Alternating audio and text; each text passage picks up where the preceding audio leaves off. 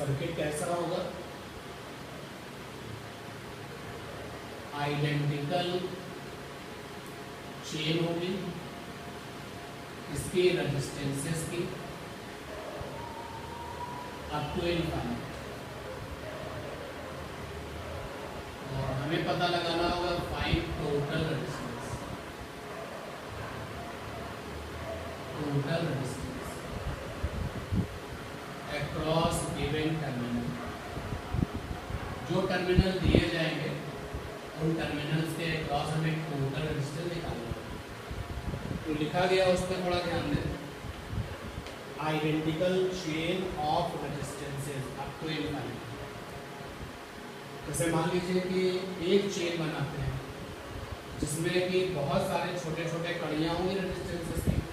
तो पहले हमने एक रेजिस्टेंस बनाया ये, दूसरा ये और तीसरा ये। हमने कहा ये आपका जो है 4 ओम है, ये आपका 2 ओम है, ये आपका 3 ओम है। एक कड़ी बन रही, चेन में तो बहुत सारी कड़ियाँ होती है ना, बहुत सारे स्टेप्स होंगे। तो अगला जो स्टेप होगा वो बिल्कुल सेम रिपीट होगा, 4 ओम, 2 ओम, 3 ओम। ये आपका 3 है, ये 2 है, ये 4 है। इसके बाद वाला जो स्टेप होगा बिल्कुल सेम होगा, 3, 2, 2। इसके बाद जो स्टेप होगा सेम 4, 2 एंड 3। और ये सिलसिला चलता जा रहा है अप टू इनफाइनाइट। ये हमारे मेन टर्मिनल है, यानी कि मेन टर्मिनल का मतलब होता है हमेशा वो जो बैटरी के साथ जोड़े जाएंगे। तो इन मेन टर्मिनल्स का नाम है AB। पूछा गया है find total resistance across AB। अब इस क्वेश्चन को देखो और जो ऊपर सजेशन दिया गया है उसको देखो, पढ़ के देखो क्या। आइडेंटिकल चेन ऑफ रेजिस्टेंसेस, जो चेन होती है वो छोटे छोटे टुकड़ों से मिलकर के बनी होती है। वो सारे के सारे टुकड़े कैसे होंगे? आइडेंटिकल होंगे, और उन टुकड़ों पर जो रिजल्ट्स होंगे वो रेजिस्टेंसेस के होंगे। Identical chain of resistances up to infinite, देख रहे हो आप, अप टू इनफाइनाइट है। और आपसे पूछा जाएगा find the total resistance across the given terminal, ये आपसे पूछा जाएगा। तो ऐसी प्रॉब्लम को करते कैसे, क्या तरीका होता है? तरीका सीख लो भाई क्या। To solve such problems, to solve such problems, इस तरीके की जब प्रॉब्लम आती है तो क्या करते हैं? Break the chain into one part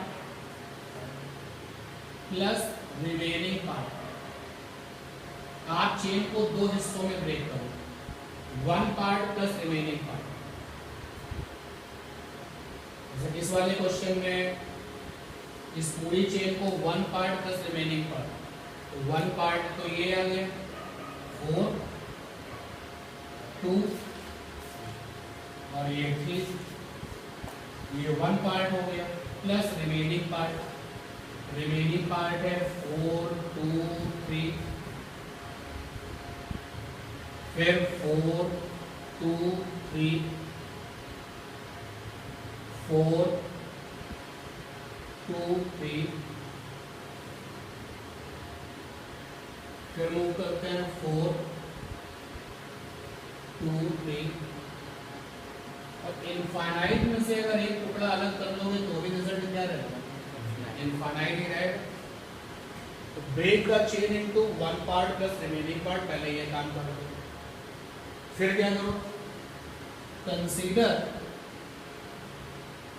total resistance is X for remaining part. Remaining part, इसका मतलब है ये जो रिमेनिंग पार्ट है 4, 2, 3, 4, 2, 3, 4, 2, 3, मान लेते हैं 4, 2, 3, 4, 2, 3, 4, 2, 3 अप टू इनफाइनाइट का टोटल जो रेजिस्टेंस है वो क्या है? X। ऐसा हमने मान लिया, यानी X का मतलब है total resistance of this chain. जो कि एक पार्ट अलग होने से अभी भी कितने होंगे, इनफाइनाइट ही होंगे। तो वही हमने लिखा, consider the total resistance is x for the remaining part and reconnect it with first part. और इसको अब आप वापस से जो है फर्स्ट पार्ट के साथ रिकनेक्ट कर दो, लाइक दिस। पहला पार्ट ये था 4 2 3, ये पहला पार्ट था, और ये जो x है इसके साथ में रिकनेक्ट कर दो।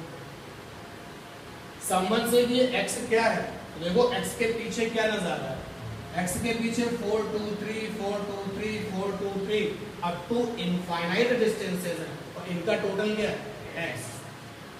तो जो ये तुमने x माना हुआ है, इसको x मानने के बाद वापस उस फर्स्ट पार्ट के साथ क्या कर दो, रिकनेक्ट कर दो। अब क्या करें इसके बाद, right final total resistance across main terminal, across main terminal, जो मेन वाले टर्मिनल हैं उनके अक्रॉस टोटल रेजिस्टेंस लिख लो। देखो भाई लिखते हैं, तो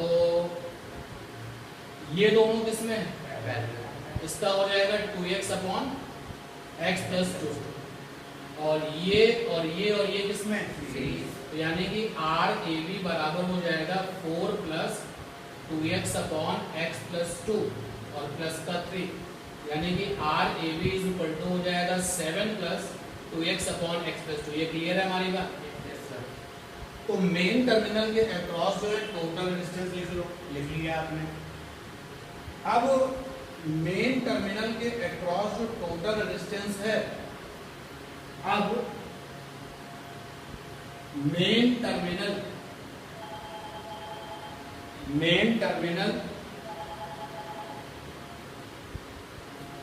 के across total resistance is equal to x ले लो, यानी कि यहां पर आपने x लिख दिया। लॉजिक क्या है जरा वो सुनो, लॉजिक बहुत इंपॉर्टेंट है कि x व्हाट इज x, तो x का मतलब है पीछे 4 2 3 4 2 3 4 2 3 4 2 3 अब तो इनफाइनाइट का टोटल है ना। एंड व्हाट इज RAB, अगर मैं यहाँ पर RAB सोचूं तो RAB का मतलब कि तो 4 2 3 4 2 3 अब तो इनफाइनाइट है। जब 4 2 3 4 2 3 4 2 3 अप टू इनफाइनाइट का टोटल x है, तो RAB के पीछे भी तो 4 2 3 4 2 3 की लाइन लगी हुई है, तो वो भी टोटल क्या होगा x। ये बात लॉजिक क्लियर हुआ ना, कि भाई एक टुकड़ा अगर आपने अलग कर लिया है और इनफाइनाइट से एक टुकड़ा अलग कर लिया है, तो x का मतलब है 4 2 3 4 2 3 अप टू इनफाइनाइट का टोटल। तो जरा देखो ना, RAB का मतलब भी तो वही है 4 2 3 4 2 3 4 2 3 अप टू इनफाइनाइट, और 4 2 3 4 2 3 4 2 3 अप टू इनफाइनाइट का टोटल तुमने क्या मान लिया x। RAB के पीछे भी वही चीज है, तो वहां पे भी क्या होना चाहिए x, तो यहाँ पर आपने x लिख दिया। इसके बाद आप जब क्वेश्चन को और आगे करेंगे बढ़ाएंगे, आप ये पाएंगे कि क्वाड्रेटिक इक्वेशन बनेगी, और जब आप इसको सॉल्व करोगे तो ये आ जाएगा 7x प्लस 14 प्लस का 2x, इधर क्रॉस मल्टीप्लाई किया x स्क्वायर प्लस 2x, और ये 9x प्लस का 14, x स्क्वायर माइनस का 7x प्लस का 14। अब x सॉल्व हो जाएगा ना। अगर x नेगेटिव आता है तो कंसीडर नहीं करेंगे, क्योंकि रेजिस्टेंस का टोटल नेगेटिव होता नहीं है। x पॉजिटिव होता है तो फिर सॉल्व कर लेंगे ना, नोट लीजिए कॉन्सेप्ट। तो लॉजिकली जो है ये 4th नंबर पॉइंट समझना है कि अब मेन टर्मिनल के अक्रॉस का टोटल है उसको x ले लो, क्योंकि what is x, meaning of x क्या है, x के पीछे इनफाइनाइट वाली आइडेंटिकल चेन है और x वो टोटल है उनका, और मेन टर्मिनल के पीछे भी तो वैसी चेन है। तो अगर उसी तरीके की चेन का टोटल आपका x है, तो मेन टर्मिनल के पीछे भी उसी तरीके की चेन का टोटल क्या होगा x। और इस एग्जाम्पल को हम सॉल्व कर रहे थे। अच्छा, यहाँ पर एक कनेक्शन भी है, यहाँ नेगेटिव 14 होगा। अब आप इसको सॉल्व कर लो, अगर फैक्टर से सॉल्व हो जाते हैं तो फैक्टर से सॉल्व कर लो, नहीं तो क्वाड्रेटिक इक्वेशन का जो फंडा है उससे सॉल्व करो। अगर x की वैल्यू प्लस आती है तो काउंटेबल है, क्योंकि टोटल रेजिस्टेंस कभी निगेटिव होता नहीं है, और अगर x की वैल्यू निगेटिव आती है तो उसको छोड़ देना।